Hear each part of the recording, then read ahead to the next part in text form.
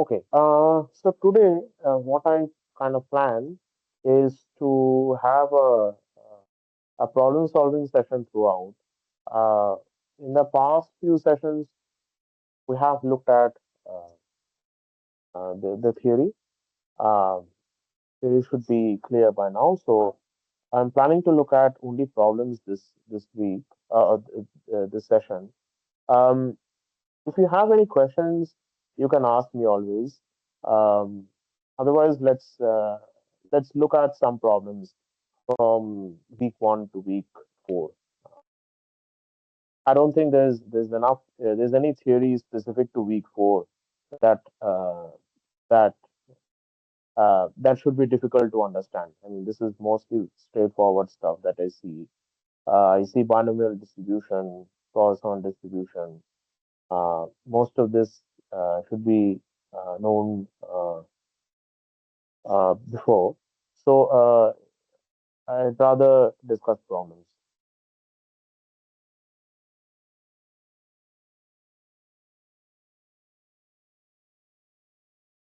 Right. So let's start off with uh, a problem like this. Um, you have uh, this is a problem that I'm framing.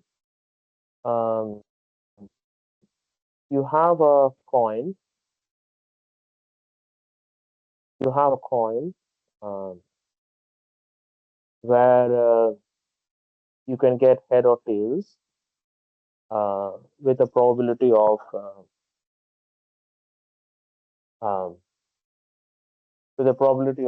uh, p. Uh, so head appears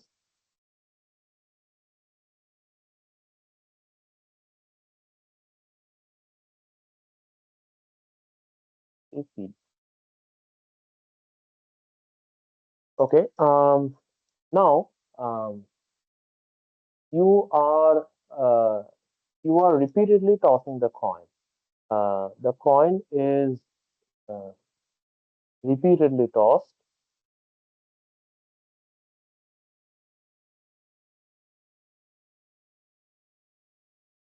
um, until you see head.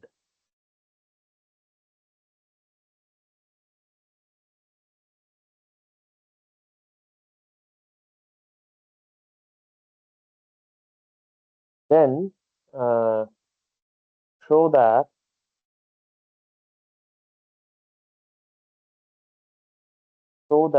with probability 1,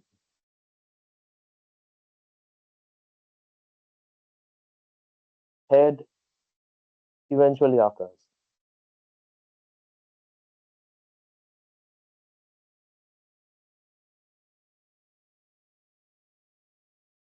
This is the first part. There's a second part. The second part is that let uh, I mean, if you are tossing the coin, you can note down the entries, right? So uh, it will be some head, tail, something like that. It's going to be like a sequence of head, tails. Okay. Now, what I mean is that let W be a word. So when I say a word, I mean it is a fixed sequence of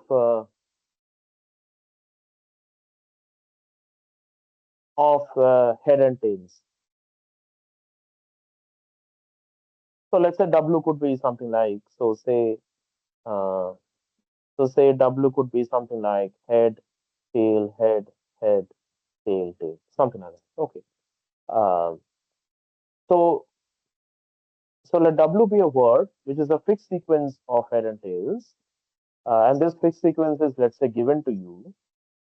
Then show that show that with probability probability 1, W eventually occurs.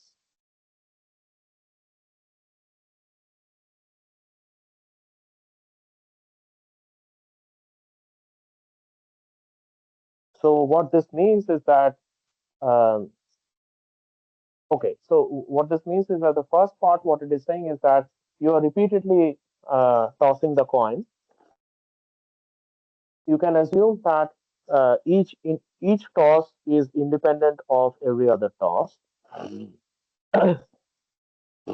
So you are repeatedly tossing the coin. The first part says that uh, eventually head will appear, right? Uh, the second part says that you are repeatedly tossing the coin and you are noting down the entries whatever you are getting. So let's say you are noting down head, tails, and then head, and so on. Let's say you are noting down the entries. Eventually, eventually, in this list of entries, you will see this sequence W. So whatever this sequence was, let's say this is my sequence. Eventually, I will see head, tail showing up. Uh, in other words, a sequence. Uh, in other words, a sequence of coin tosses where this word does not occur um, must must be of probability zero. Such an event must be of probability zero. So this is what the second. Um, so this is what the second part is trying is essentially asking us to prove. Okay. Um, right. So let's look at the solution. Um, let's look at the solution for the first part. Okay. Um,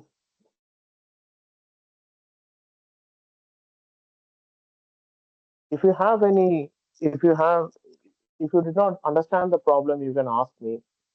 Um, or if you have any ideas how to solve the first part, then also uh, you can you can tell me a solution.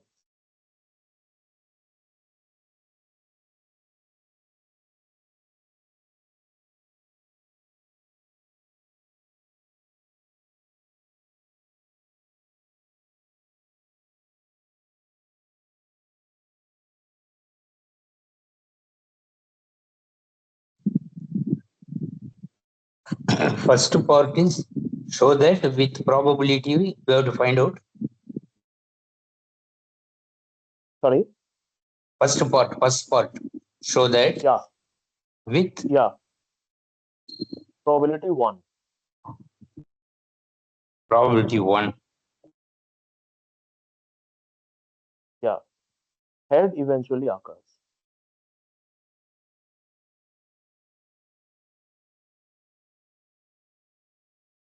Okay. So let's one more thing. So p is between 0 and 1 strictly. Um, so let's look at the solution. But before the solution, I would like to first formally write down what is the what is the underlying probability space over here. So I mean, this is going to be a common theme in solving problems in probability, where you're often given a problem which would be which would often include these informal, these semi-formal or somewhat informal things such that show that with probability one, age eventually occurs. Or I say the coin is repeatedly tossed until you see age. So these are like these are more like um, somewhat somewhat informal day-to-day statements. Now, it's important to be able to translate these uh, into the framework that we have been developing for the past 3 4 classes. So the framework is this underlying probability space, the probability, the sigma algebra space, and we want to formulate this problem into that setting. So that helps to bring some formality into an otherwise somewhat informal looking problem. So in this case, so when I say the coin is being repeatedly tossed until you see age. Okay. So okay. So how do you translate this statement? So the underlying probability space in this case is going to be equal to um, is going to be equal to um, uh, is basically as follows. So let's define the omega. Um, Omega is equal to uh, the Cartesian product I belonging to a set of natural numbers h cross c. Okay, so essentially omega is all sequences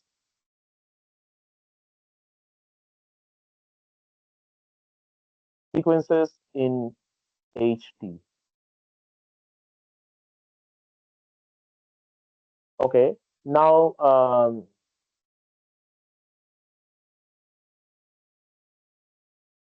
now what the first part is saying. Okay, now okay, so this is omega, and what is the what is the underlying probability on omega? So the underlying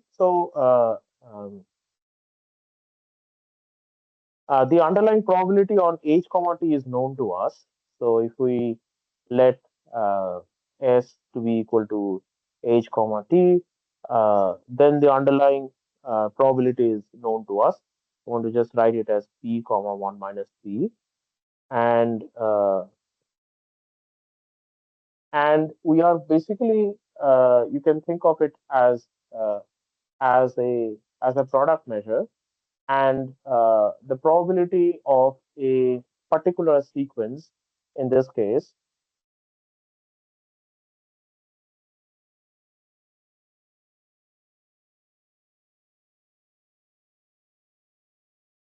is just going to be equal to the product of the terms in that sequence.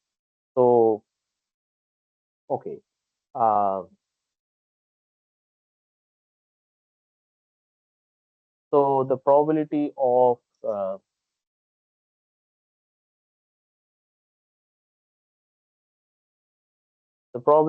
some word w, let's not use w, let's use something else. The probability of some word w is going to be equal to product of probability of alpha I, uh, where I is from 1 to the length of this word alpha, and uh, this probability of alpha I is equal to p if alpha I is head, and is 1 minus p if alpha I is tail.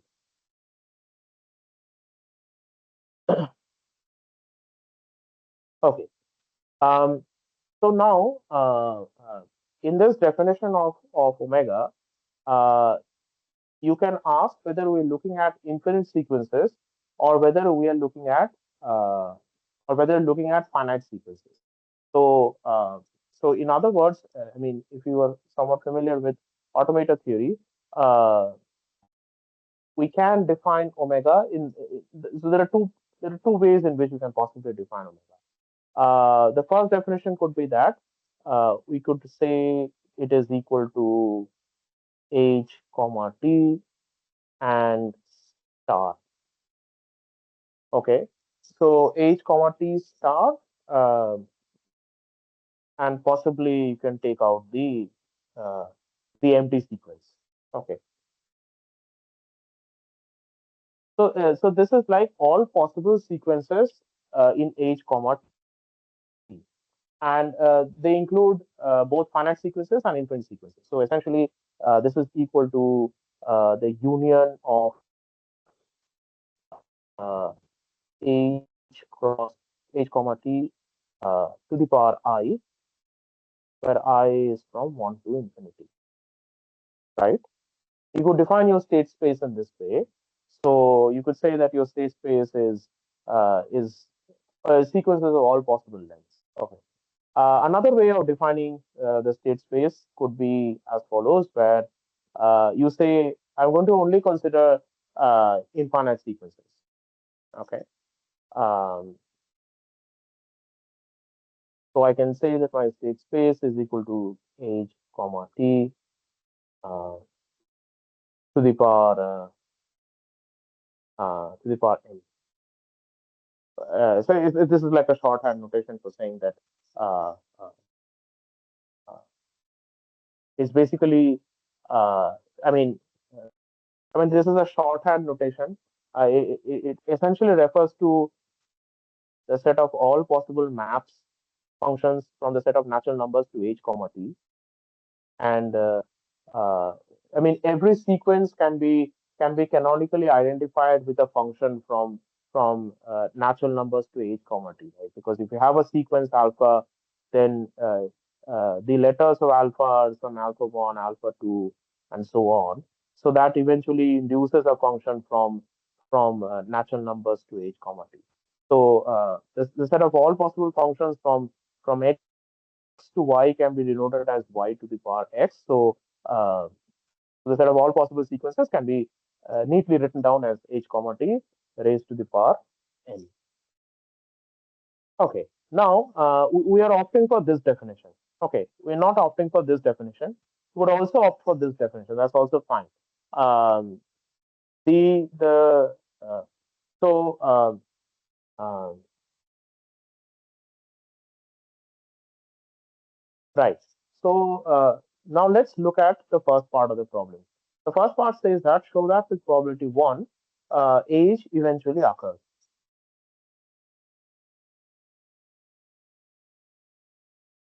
So what the first part is telling us is that uh, so that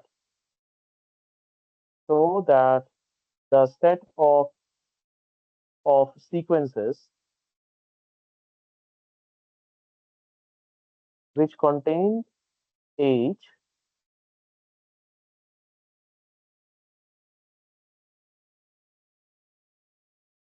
age if you call that as some sigma age, this is a subset of sorry, omega age, this is a subset of omega, then show that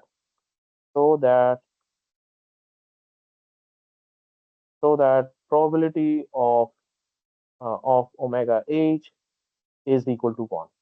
Okay, so of course that is equivalent to showing that probability of omega h complement is equal to 0. Now what is omega h complement? Omega h complement is is precisely uh, that sequence, uh, precisely that sequence t,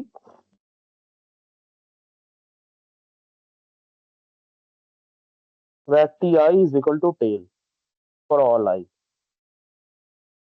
right?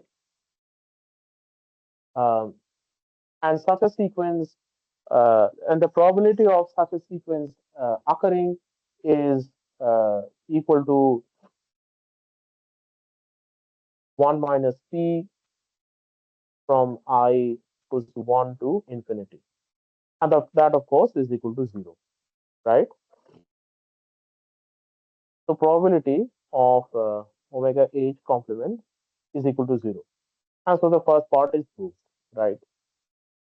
Now let's come to the second part.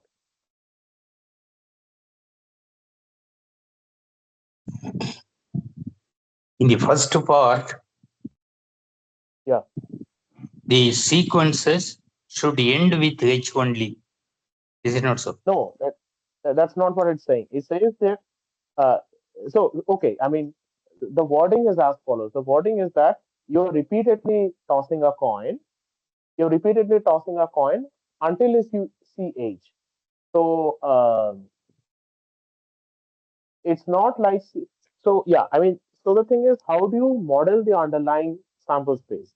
So one way of modeling the underlying sample space is that you consider sequences of variable length. Like you can consider sequences of length 2, length 3, and so on. Um, but all those sequences end with H, right? So, And there is hmm, no H before that. There is no H before that. and there That is is no H before that. Exactly. That is one way to model the underlying sample space.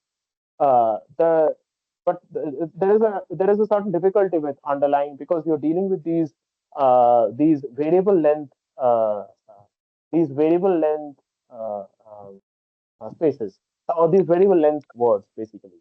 And so you then run into the problem of asking, okay, what is the probability that I see head after n turns or after n plus one turns or after n plus two turns, and you are left to calculating it in this way, and this can lead to large combinatorial formulas. So for age, you don't see that problem, but when you come to the second part, where I give you an arbitrary word, like an arbitrary sequence, like some head, tail, headed, tail, tail, and then if you want to like come up with a combinatorial formula to say what is the probability that I see this word after n turns or after k turns or whatever, then it's an incredibly hard problem. Okay. Um, so now the instead, what we do? Sorry. part one is, I feel it is nothing but the total probability is equal to 1 in a geometric distribution. Okay. And so, If if we denote capital X as the random variable, denoting the number of trials required, number of tosses required to get first head, hmm, hmm, hmm. then amounts to the total probability is 1. That is probability of capital X equal to 1 plus probability of capital X equal to 2 plus Yes, etc. yes, is equal to etc. 1. It's not the Yes, same thing. it's equal to one. It is the same thing. It is the same thing, and and the and you can prove it in that way, of course. So yeah, this is what we're saying. So you you ask. So let's look at go back. So there's an alternate way. Uh, Alternately, um, you can ask what is the probability? Uh, what is the probability uh, that head appears uh, after exactly uh, n tosses? Okay. So essentially, you keep like a random variable x, which basically notes the turn at which head appears, right? And and um, and you want to right, and you want to show that that probability of x equals to I, uh, this is equal to one, right? This is one alternate way to do that, and you can explicitly compute uh, this uh, this formula, and it will come out to be a geometric distribution, as you said, and the sum of that would be equal to one, right? And so you get the same. You also prove it in that way. Okay. Now why are we not doing it in that way? So the difficulty arises when you come to part two. Okay. Uh, okay. Along the same lines, let's say, uh, what is the probability? What is the probability that in exactly after n tosses, I we see W? Okay. Assume that W, the length of the word W is less than or equal to n. Okay. Otherwise, it's just going to be equal to zero. Um, we say W. So essentially, what this means is that you have the sequence of length n, and you have seen W over here. Okay, so that means that uh,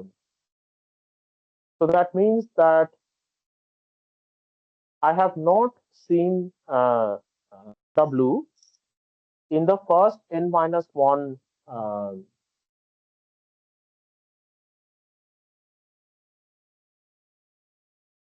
Yeah, so that means that uh, W was not seen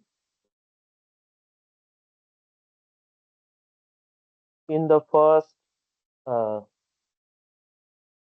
n minus one tosses. Okay, and whatever the length of W is, so let's say the length of W is m,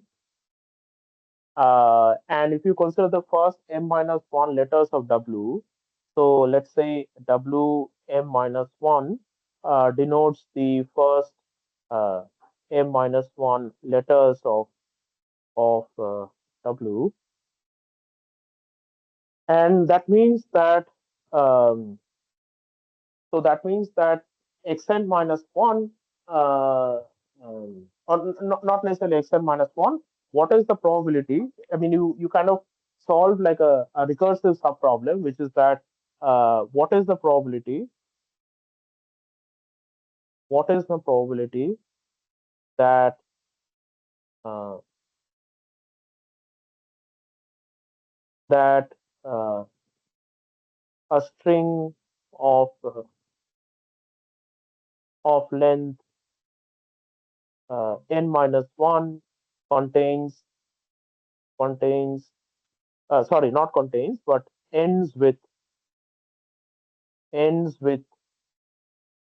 Wm minus one and does not contain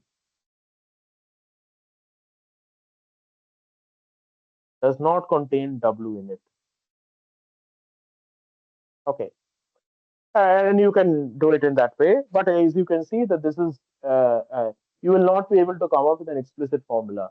Uh, the way you can the way you will come up with an explicit formula for this case, you will come up with a geometric random variable. Is it making sense what I'm trying to say, or do you have like some alternate way to overcome this problem?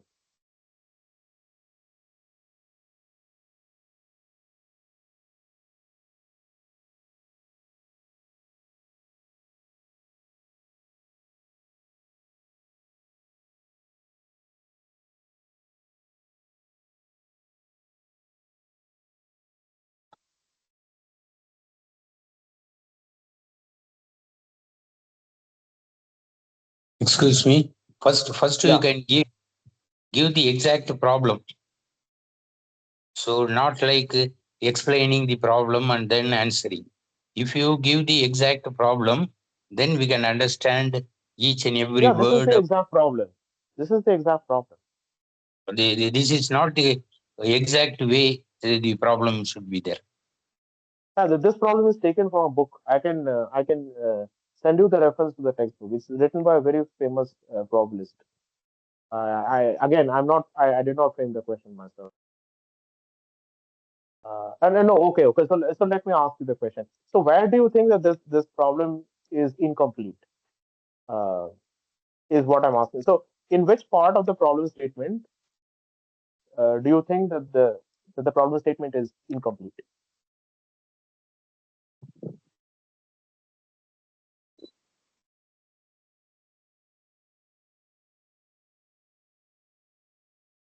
Please explain what you have written the second part. Let W be a word, uh, yeah, which is a fixed sequence of head and tails, be a word. Uh, right? Then show that with probability one, W eventually occurs.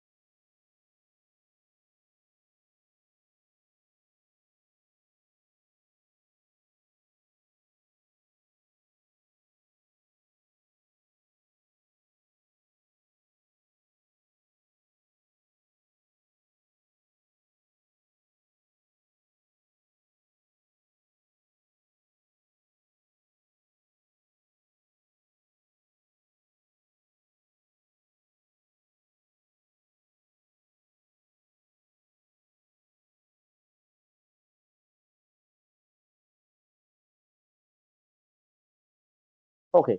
Um, so I hope you appreciate why going by this route.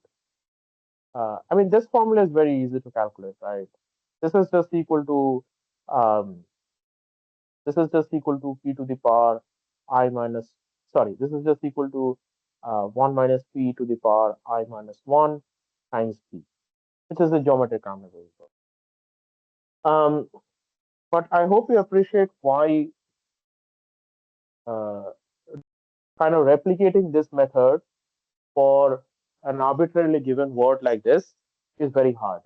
Okay, and so and so we are going to try to solve it in a slightly different way. Okay, see, uh, we don't necessarily have to compute an exact uh, number. So this is not what we are asked to compute. We have to basically show that the sequences where you do not see any you do not see that word at all must occur with probability zero. That's what we have to show. Um, so the way we are kind of modeling this underlying probability space is by denoting them as infinite sequences. So by denoting them as infinite sequences, let's say even if head appears in let's say the ith term, you can kind of and even though in the problem the experiment is not carried out after you see the success, which is that head turning up, you can still kind of assume that the experiment continues ad infinitum, but the results of the experiment. So once head appears, after that, whatever appears after that is not important to the experiment anymore. So in this way, what happens is that for whatever sequence you see, even if that sequence is a finite length, so let's say head appeared after in a finite number of tosses, uh, you can still extend that sequence all over to infinity, where whatever the entries of that sequence uh, is not important to you anymore. So that is the kind of rationale behind um, why we are modeling the uh, underlying probability space uh, as an infinite sequence like this. Now, we're going to uh, so a uh, let a denote the event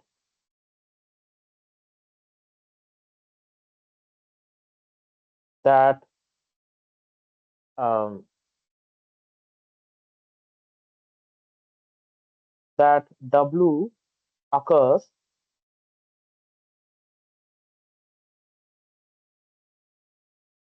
So let's say the length of W is m.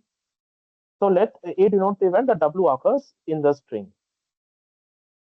So the string is a string of infinite length. Okay. Um, Now we're going to define events like these.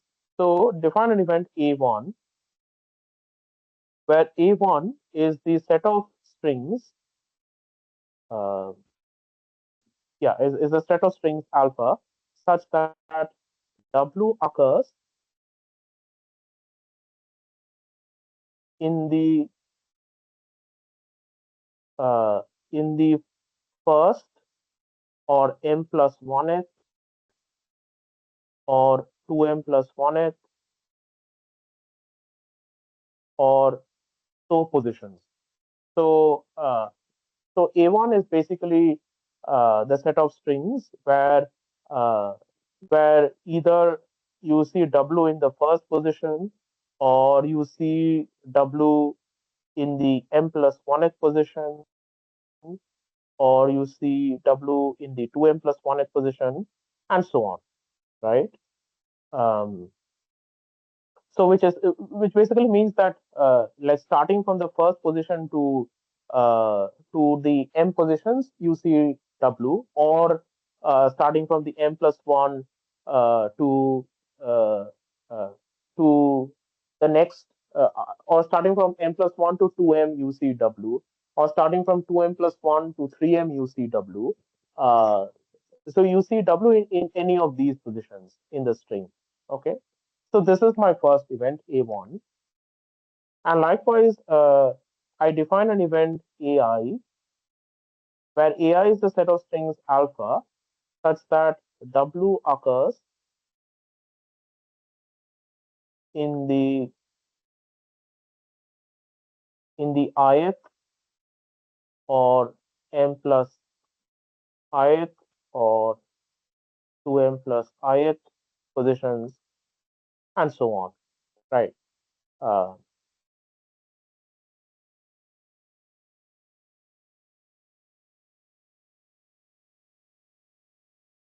right.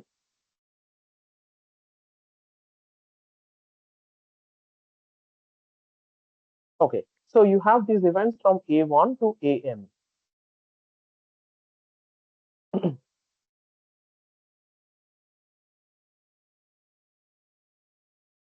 Now, now A is of course equal to union of A1 to AM, right?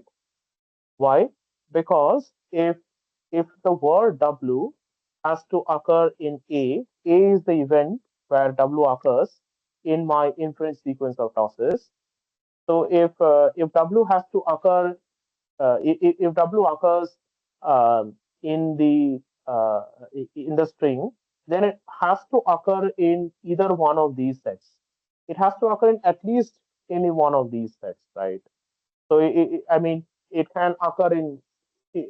So essentially, I'm kind of um, parameterizing the set A by the length of the word string, or basically by the length of the word W. Uh, okay.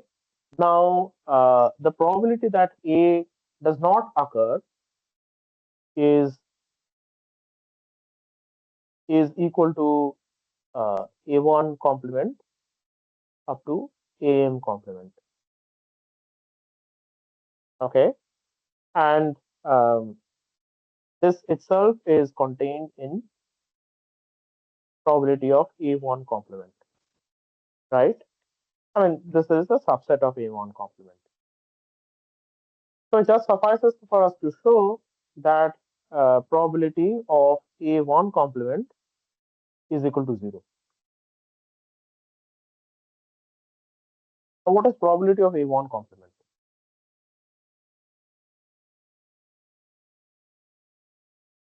So A1 complement is a set of all possible strings alpha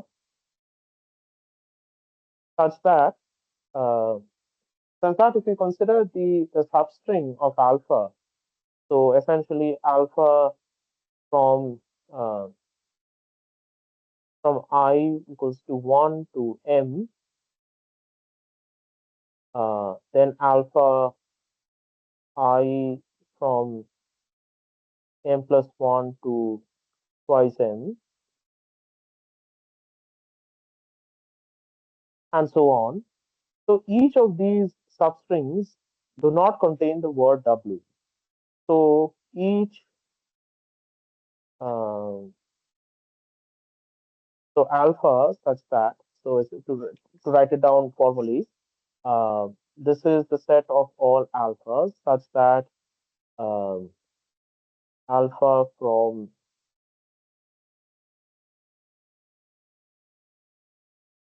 yeah, alpha from uh, Rm plus 1 to I to R plus 1m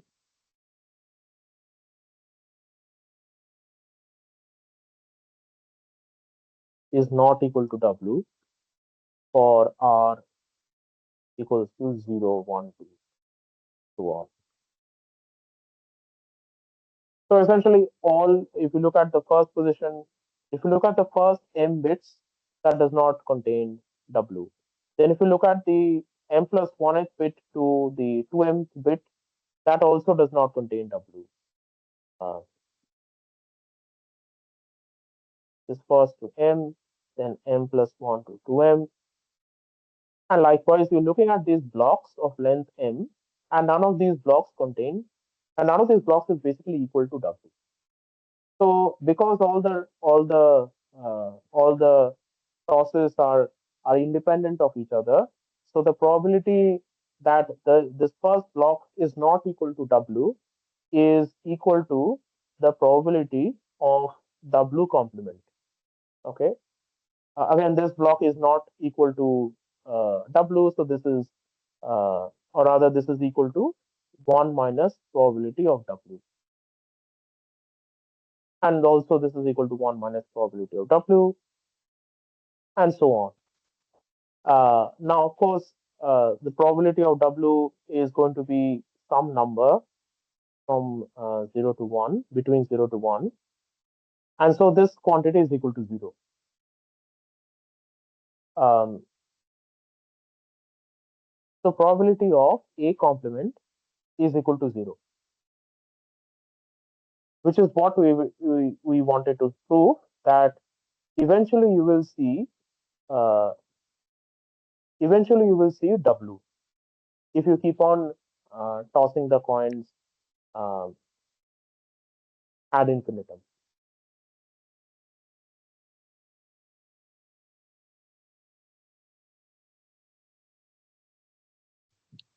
How that probability of A complement is zero? Hmm, right. So so A is equal to the union of these events, right? So A complement is equal to uh,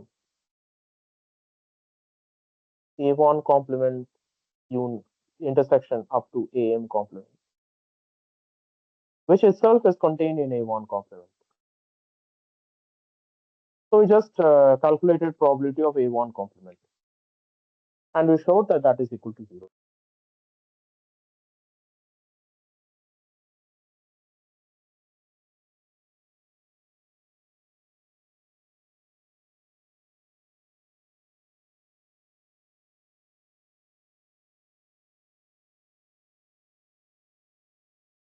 This is probability of A1 complement.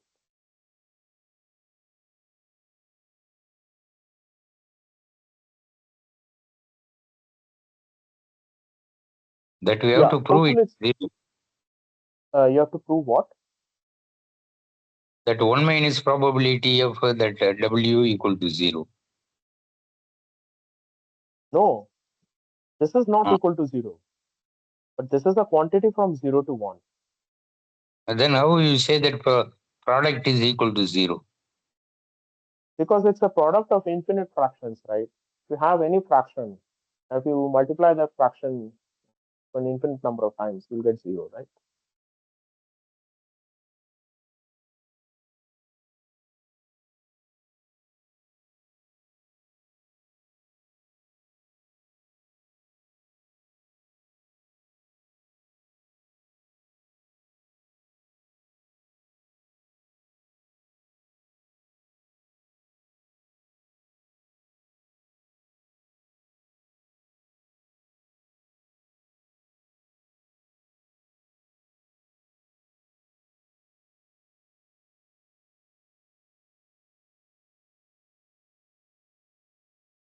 So W, just to like sort of break it down a little bit.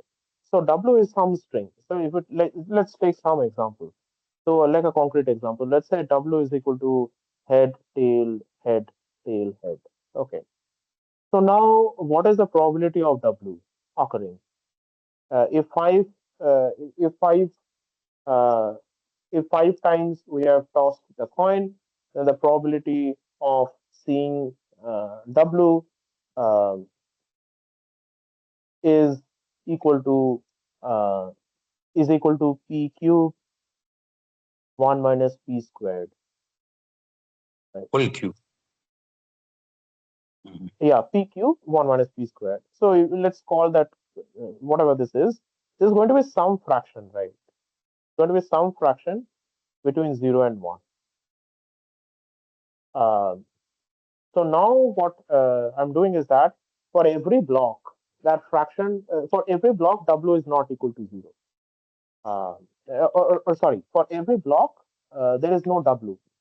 So the first block is not W, the second block is not W, and so on. So yeah, I mean, uh, you have an infinite number of fractions being multiplied. So that's equal to zero. Yeah. So this is an interesting problem because it kind of forces you to sort of do this probability in an axiomatic way. Like naturally, our first inclinations are to try and say is to would be to sort of would be to sort of extend this method, which is fine, which works perfectly fine. But it works fine if you have like small strings. If you have like head or tails, if or head tails, headed tails, then you can probably do it. You can probably come up with some kind of a recursive formula that does it. Um, yeah.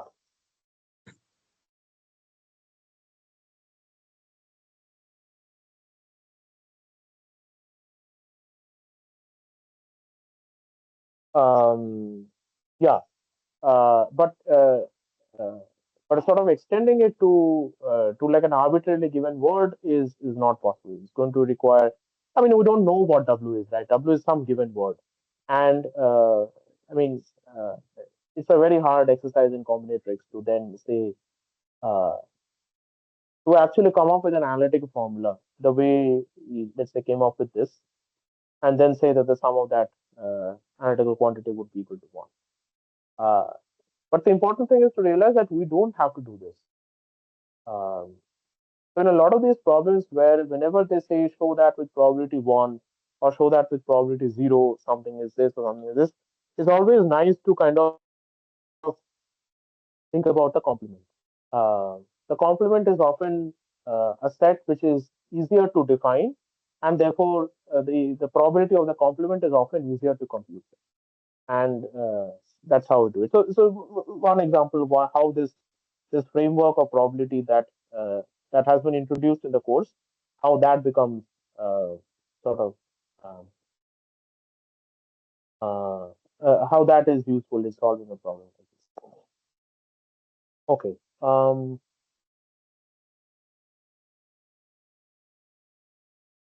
Okay. Now let's look at some other problem. Hopefully this is clear.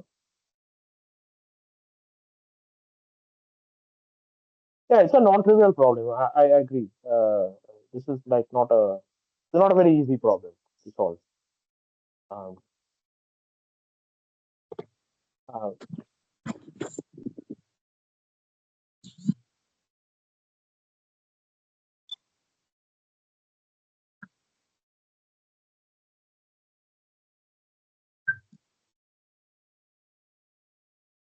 okay.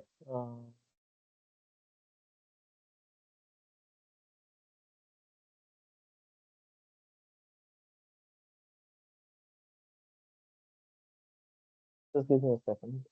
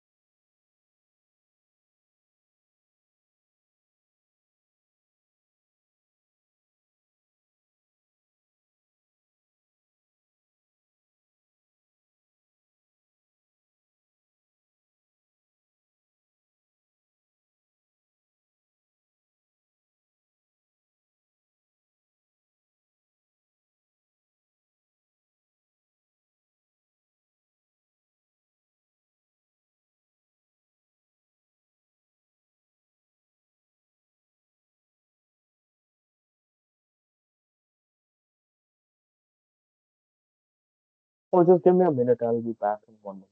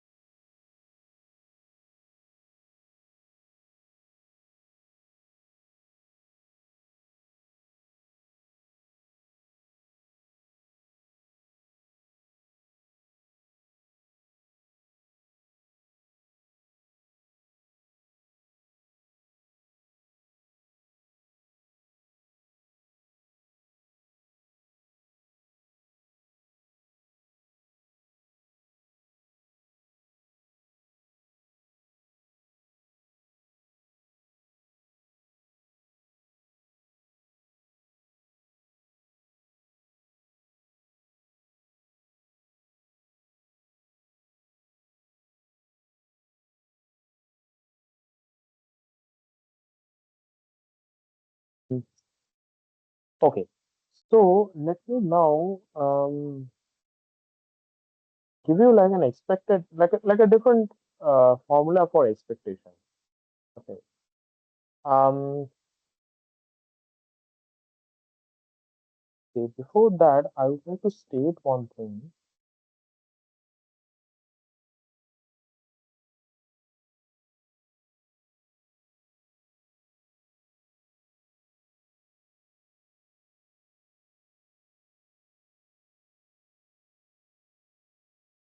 Mm,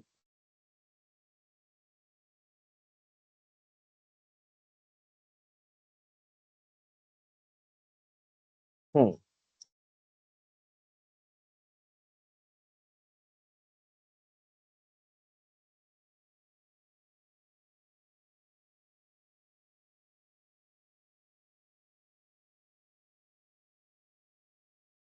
Okay.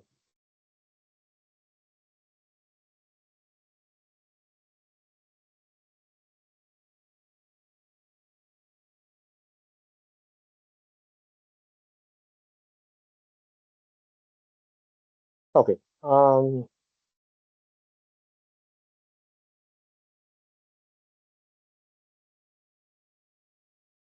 Right.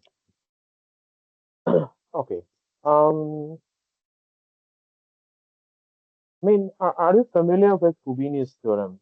Um,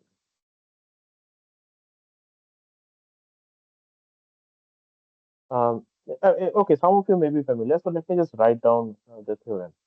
So Fubini's theorem is basically about when you can, uh, so if you have a function, a measurable function from, let's say, a product of two measure spaces. So let's say your sigma 1 p1 is one measure space, and omega 2 p2 is another measure space. You can assume they are probability spaces.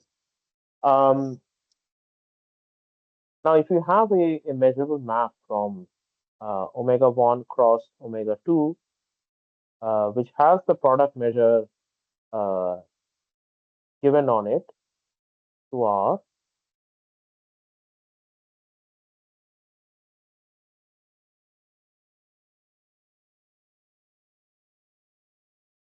and let's say um, you have this,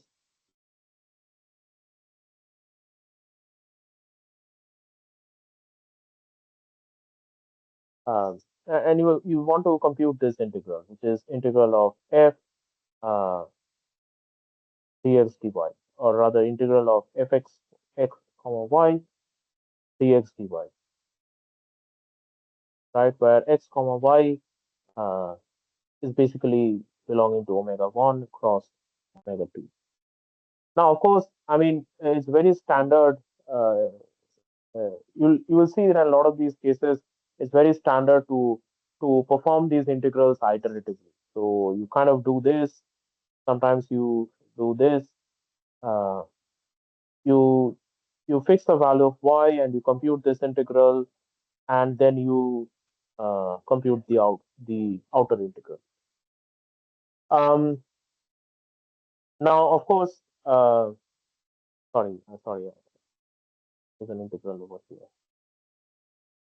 Right. So this integral is going to be over omega 1, and this integral is going to be over omega 2. Now, of course,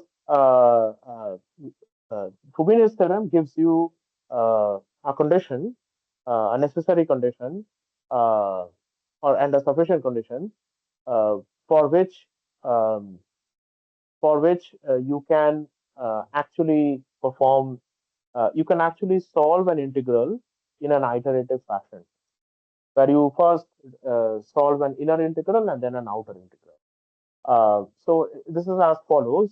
If you have a function f defined on a product measure like this, and if you assume that the two measure spaces omega 1 and omega 2 are sigma finite, uh, which you don't have to worry um, for probability spaces, because probability spaces are just finite only. Probability space is just the entire probability is just equal to one. And if you think about Um, and if you let's say think about R, um, let's say R uh, with the Borel measure on R, then that is also sigma finite. So if you have two sigma finite measure spaces, and if you consider the product with the product measure P1 cross P2, then if uh,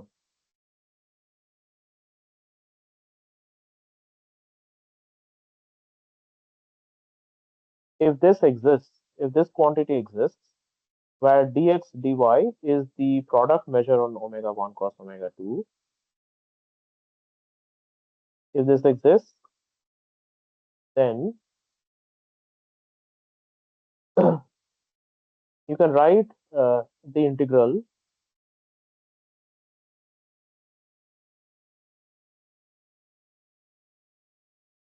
as this iterated integral.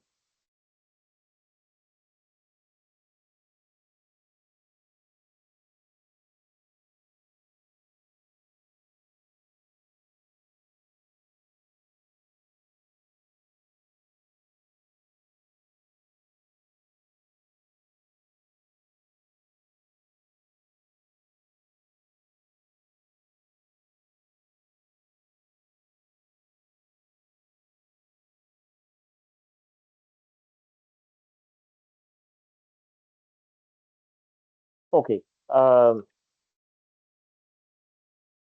I hope the statement is clear. Essentially, if you have an integral like this, you can you can reorder the variables. Uh, you can reorder the variable with which we are doing the integrals. Okay, provided uh, provided this condition is satisfied. And if you do this rearrangement, the answer is always going to be the same. The answer is going to be equal to this quantity. Okay. Um, so now let's look at uh, expectation. Okay.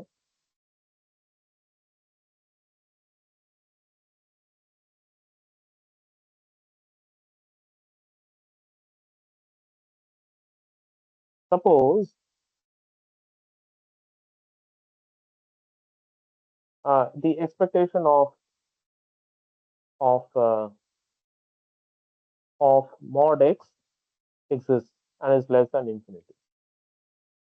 So expectation of mod x is some random variable, is equal to integral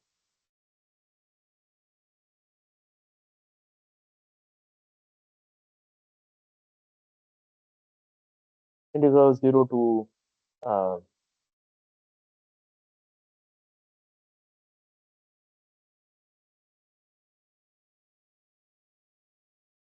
where d mu x is basically the push forward measure defined on R. Okay, we have talked about this before. This is the push forward measure on R. I mean, this is just another way of saying integral over whatever this the underlying probability space is. If that is omega, then that's just equal to integral of omega uh, d dp. But dp is just the is just the probability space on omega. Um, now this thing can be written as integral 0 to infinity integral 0 to mod x dt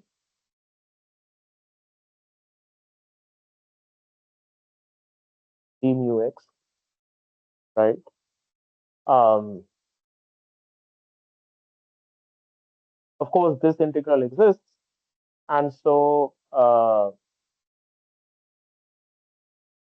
by Fubini's theorem, you can reorder the the integral. But just before that, so let's write it in this way: integral 0 to infinity. Uh, One alternate way of writing this um,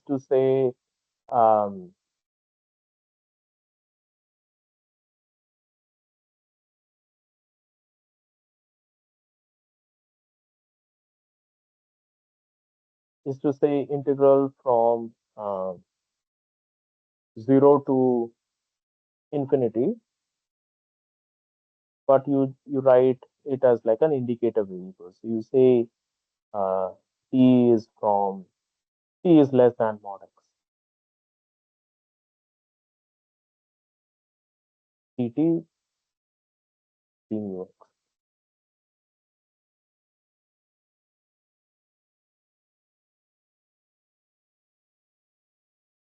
Now you can rearrange, now reorder or swap the order of integrals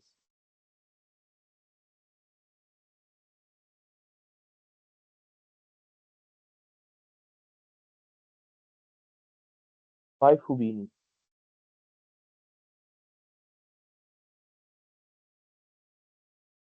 So this is now 0 to infinity, 1 t less than mod x d mu x dt.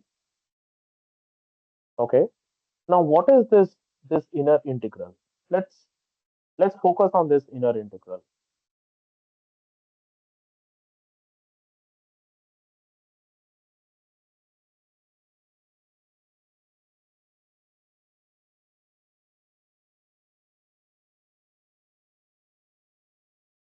So this inner integral, which is integral 0 to infinity 1. Uh, so this is the indicator function 1 of t less than mod x d mu x. This is equal to integral t to infinity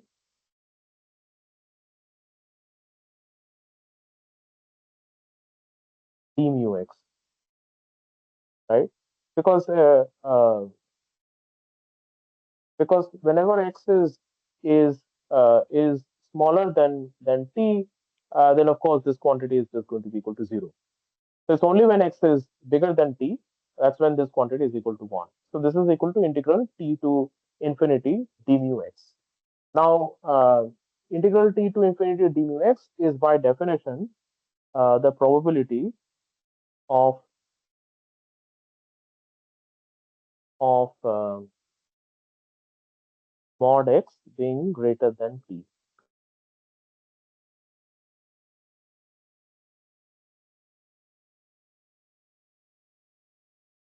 So you can now write this as equal to integral 0 to infinity probability of mod x being greater than t dt. Or you can just also um, um, yeah, I mean you can also write it in this way. That's also fine because this thing would not change whether you put less than or equal to or greater than or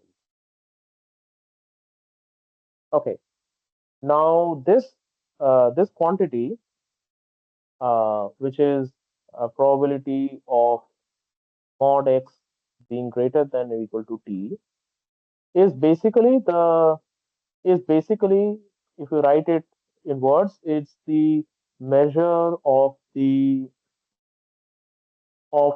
tail of the distribution of x.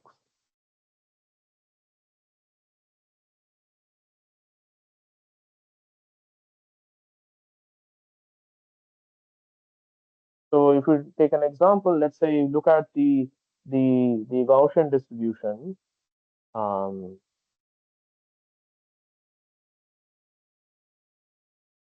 something like this. Um, the tail is like if you uh, if you cut out, if you have a cutoff at t and minus t, then this part uh, and this part. So this is the probability density function for, let's say, the unit normal.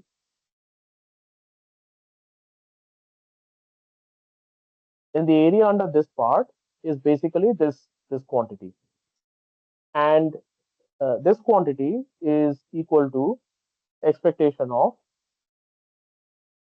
mod x.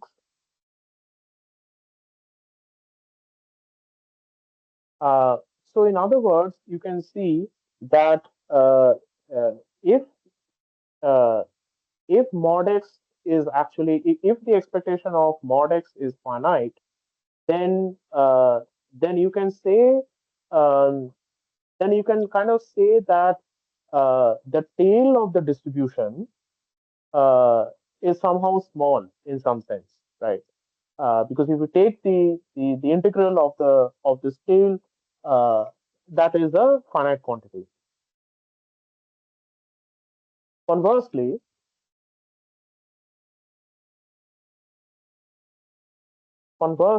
if this integral 0 to infinity probability of mod x being greater than or equal to t dt is finite, then expectation of x, expectation of mod x is also finite.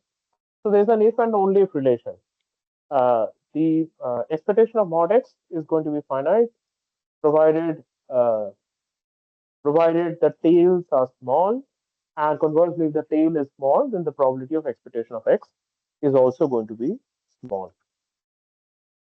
Um, right. And what is the proof of this? Proof. The proof is again using Frobenius theorem, and I leave this as an exercise. You can try this, and otherwise I can solve it in the next session. Uh, you kind of do whatever is done over here, and you bring in another variable, just like it was done over here, and then you swap the integrals, uh, and that will give you expectation of mod of x. Okay. Um, yeah. Hopefully, you got this part.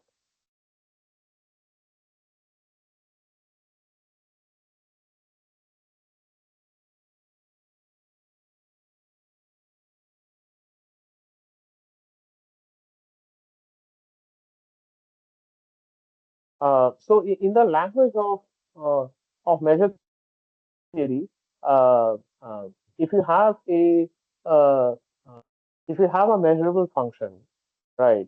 Um, then I mean, if you have any arbitrary measure space, um, some S and M be any arbitrary measure space, and with a measure mu, and you have a function f from this to R, um, then this quantity, which is mu of, or rather, you have an induced function, which is often denoted as df. Okay, but this df of t is equal to mu of f mod being greater than t, right? Uh, and this quantity uh, is is called the distribution function. It's sometimes called the cutoff function for f, distribution or cutoff function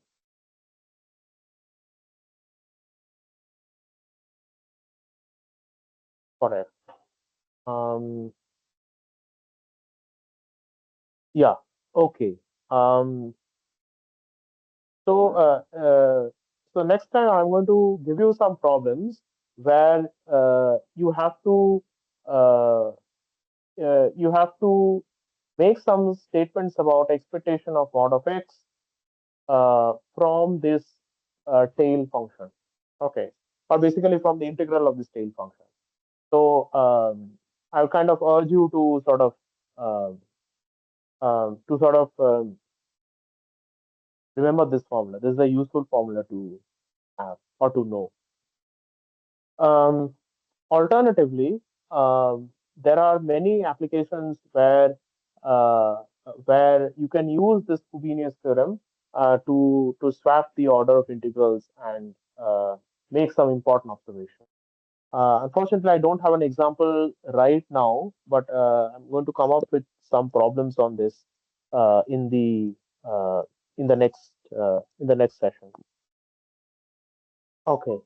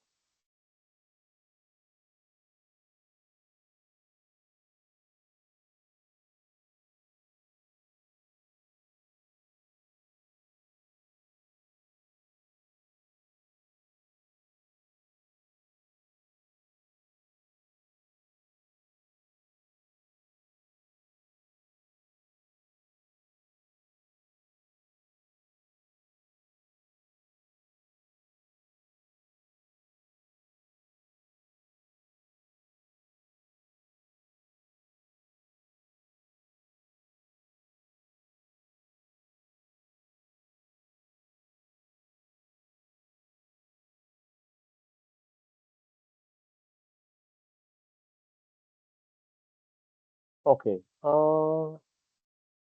Let me give a problem. Let's see. Uh, Sorry.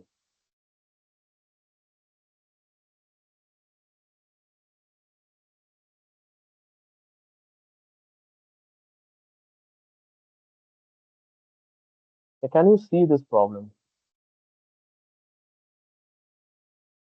Okay. Before proceeding forward, you would have probably seen that some of the things that I'm talking about in these sessions are not necessarily strictly adhering to the course materials or the course lecture notes.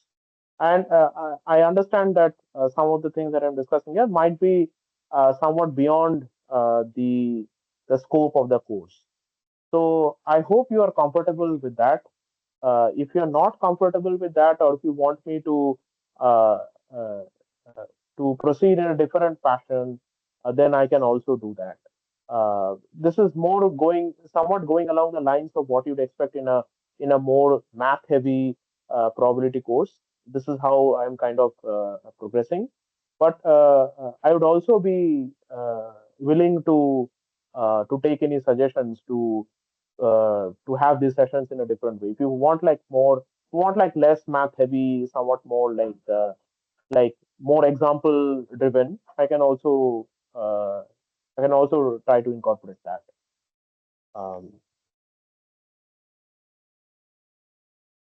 um, so we have about 30 minutes left. If you have any questions from, let's say, this week's assignment or some problem, uh, then you can ask me that. Uh, before before I give some of these problems.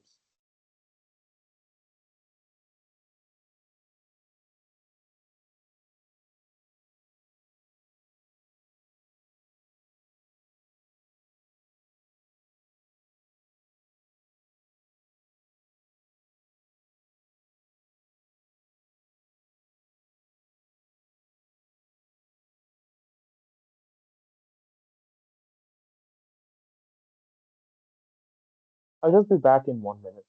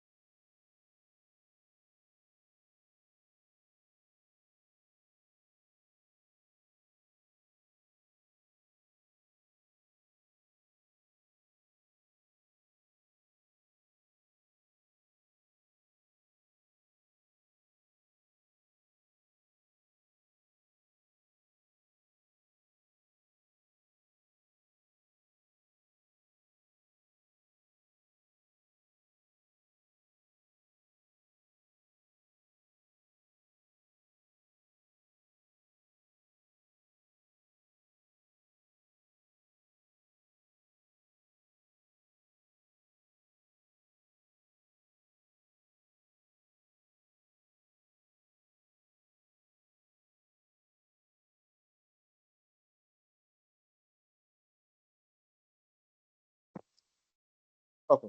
Um, okay. So I guess you have no questions to ask me. So let's try to solve this problem. Okay. I mean, I've taken this question from um, Sydney Resnick,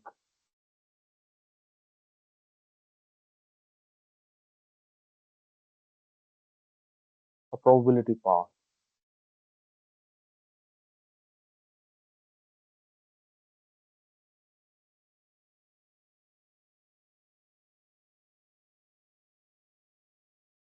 You have a probability space, uh, which is given as omega bp, and you define a function, which is like a distance function on this on the sigma algebras. Okay, so B is the sigma algebra over here,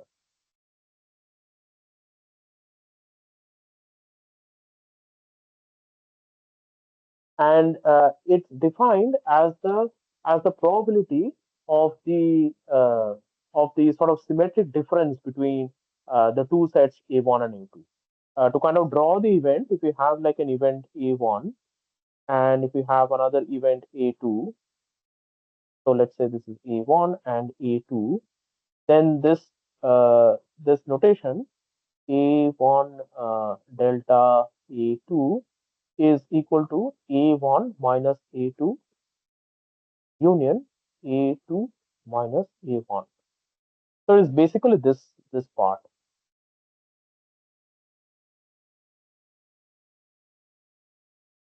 Okay. Now, of course, uh, what they're saying is that if you have a sequence of sets, um,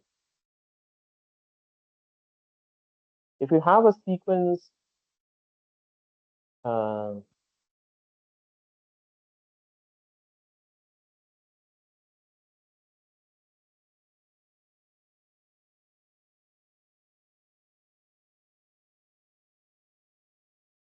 of sets,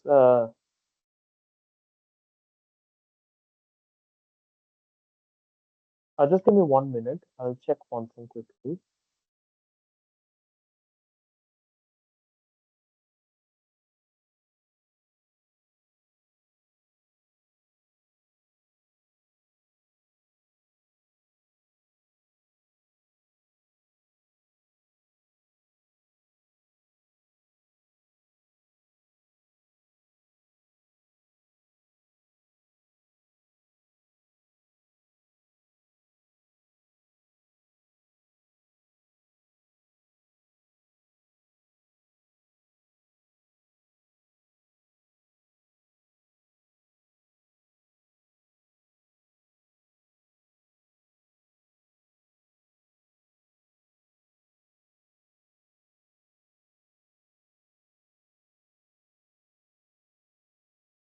Hmm.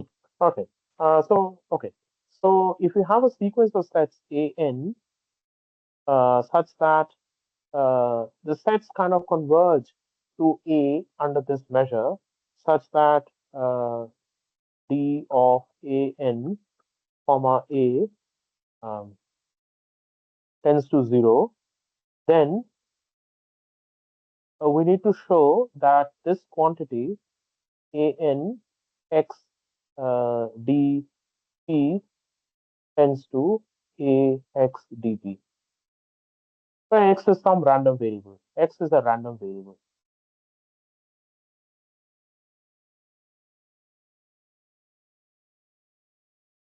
Now, so the first question is that okay. I hope this definition is clear to you. Now, is this is D uh, is D a measure?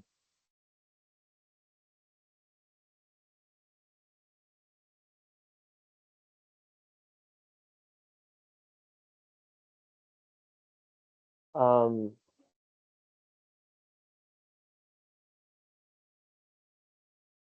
is D a measure on B? Where B is the sigma algebra given here. Well, the one thing, of course, is that D is not a measure because um, because D of A comma B equal to 0 does not necessarily imply that A is equal to B. Okay. Um, and the reason why it may not be equal to 0 um, is because the set A delta B may be may be a null event or an event with probability 0. Okay, so D need not be a measure on B. It's an interesting exercise to check if is D a sorry, I said measure, I made a mistake. My apologies. Is D a metric on B? Very sorry. I meant metric. I wrote measure. Um, so D is not a metric on B. It's an interesting exercise to check if D is a pseudo metric on B.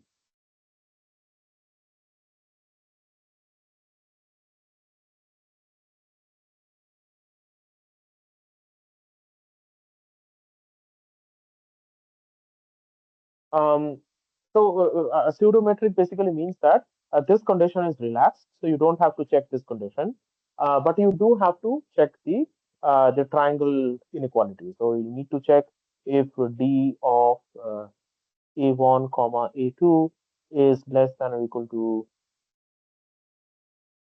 D of D of A1 comma A3 plus D of A3 comma A2.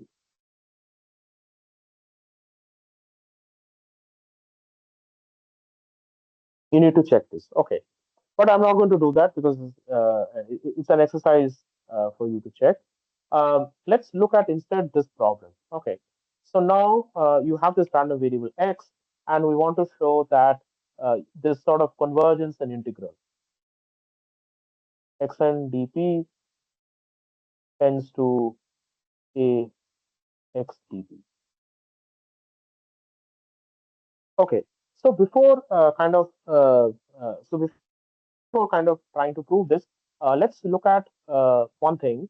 So if you have um, two sets A and B, okay, and I use indicator random variables, not random variables, indicator variables for A and B as one A and one B, okay, then the indicator variable for A delta B is equal to mod of 1A minus 1B,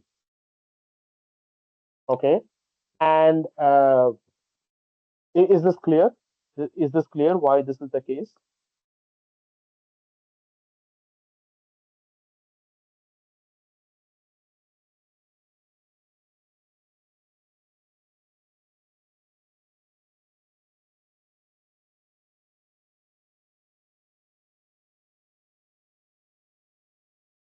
Okay, so let's see why this is the case. So we're going to evaluate. Uh, uh, so we're going to evaluate this right hand side. Okay, if you have any omega that lies in A union B complement, right? Then then one A equals one B equals one A delta B is equal to 0 for such an omega, right? And if you have an omega that lies in A intersection B, then of course 1A omega is equal to 1B omega is equal to 1. And so the difference is 0. And 1A delta B is equal to 0. So of course it is equal. And if you have something that belongs to A delta B, if something belongs to A delta B, then it belongs to exactly. So let me write it down. Omega belonging to A delta B implies that it belongs to exactly one of A or B. So in other words, either one of these quantities is going to be equal to 1. So um, 1A or 1B is equal to 1 at omega. And so this, you can check that this, of course, this identity is true. Okay. Now, let's come back to the integral. So we have to basically show that x dp over a minus x dp over a n, this quantity tends to 0. Okay. Now let's use indicator variables. So the indicator variable would be I1a x minus 1an x dp. Okay. Now we want to show that this quantity tends to 0. So what I'm going to do is I'm going to take the mod of this quantity. So mod of integral over omega 1a minus 1a n x dp is less than or equal to. Now note this inequality. Maybe you have seen this inequality. This is less than or equal to mod of uh, 1a minus 1an times mod x dp.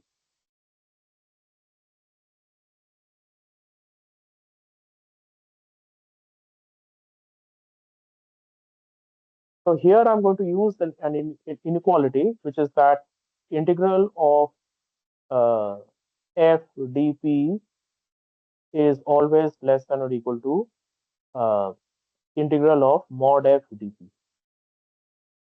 So if you bring the modulus inside the integrand, you get the inequality sign. Now this is precisely equal to um,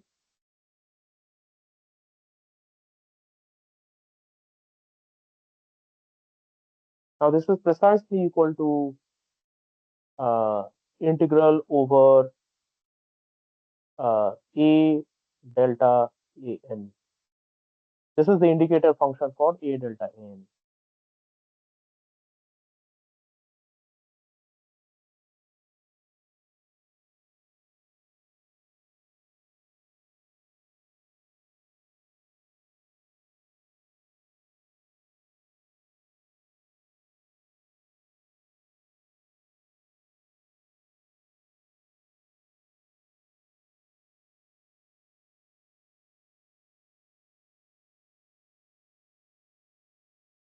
Right. Now this tends towards a set which has zero measure, and so this quantity tends to 0, which is what we set out to prove.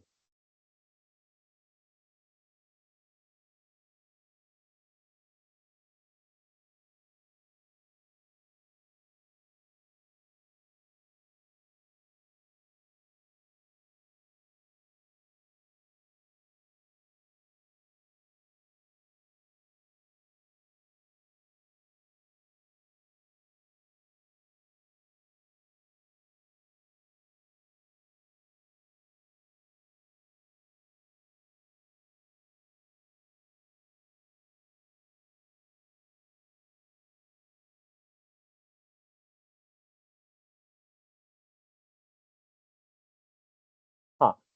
Okay, so there is one more thing that I sort of need to say is that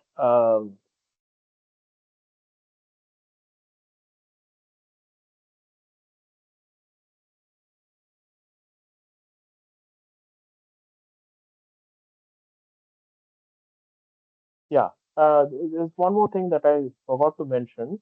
So x L1, uh, is in L1, which is saying that integral of mod x dp is finite. Okay. Um, because in order that this quantity tends to zero, you need this property to hold. It has to be in L1 for this quantity to then tend to zero. Um, right. So what this means is that if you uh, if you associate a map, like uh, um, if you can define a map from B to, so B is the sigma algebra from B to R, not to be confused with the Borel sigma algebra and R. This is just the notation in this textbook.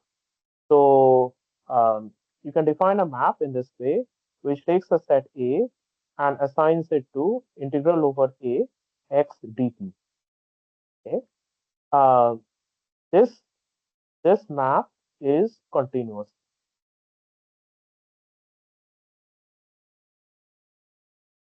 with respect to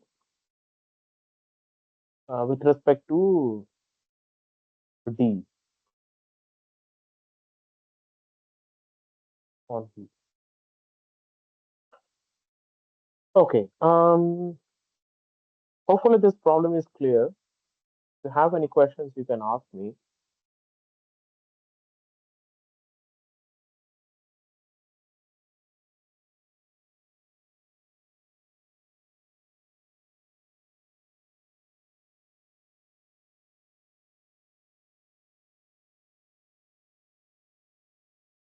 Otherwise, we are at the end of today's session. Um we don't have time for one more problem. So, so uh, let's stop here for today. Uh, I have left a couple of things as homework or exercises. I would encourage to try them out, and if you're not able to solve them, I'll be happy to uh, I'll be happy to to write down the solution.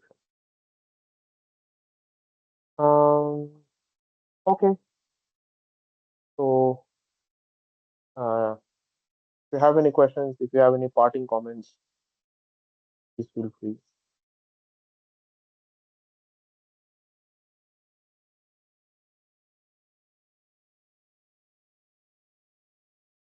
Thank you. Yeah, thank you, thank you.